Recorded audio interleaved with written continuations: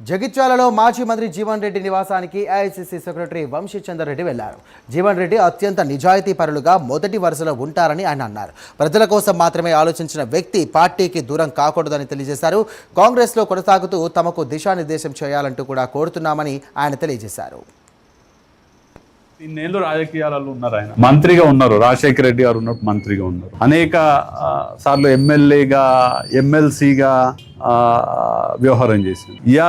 ఇవాళ రేపటి పరిస్థితులలో ఒక్కసారి వార్డు మెంబర్ అయితే ఒక్కసారి కౌన్సిలర్ అయితే వాళ్ళ ఇల్లు ఎట్లుంటుంది, ఇన్నేళ్ళ రాజకీయం తర్వాత జీవన్ రెడ్డి గారి ఇల్లు ఎట్లుంది ఒకసారి మనందరం కూడా చూస్తున్నాం. అన్నీ కూడా అంటే రాజకీయాలలో ప్రజల కోసం అన్నీ దారబోసి ఆయన గురించి పట్టించుకోలే, ఆయన భవిష్యత్తు గురించి పట్టించుకోలే, ఆయన ఆరోగ్యం గురించి పట్టించుకోలే, ఆయన కుటుంబం గురించి పట్టించుకోలే, ఆయన పిల్లల భవిష్యత్తు గురించి పట్టించుకోలేదు.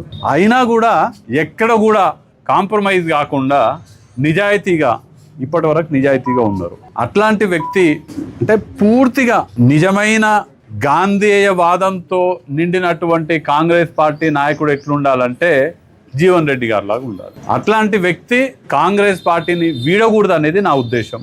అట్లాంటి వ్యక్తి కేవలం జగిత్యాలకే కాదు, ఒక తరానికి చెందినటువంటి నాయకులకు ఆదర్శమైన, మా తరానికి చెందినటువంటి రాజకీయ నాయకులకు జీవన్ రెడ్డి గారు లాంటి వ్యక్తి ఆదర్శం. వారు కాంగ్రెస్లోనే ఉండాలని, ఎన్ని ఇబ్బందులు వచ్చినా ఎన్ని మనస్పర్ధలు వచ్చినా మనది కాంగ్రెస్ కుటుంబం, కాంగ్రెస్ కుటుంబంలోనే ఆ ఇబ్బందులకు ఆ మనస్పర్ధలకు భిన్నాభిప్రాయాలకు పరిష్కారాలు వెతుక్కునే ప్రయత్నం చేద్దాము.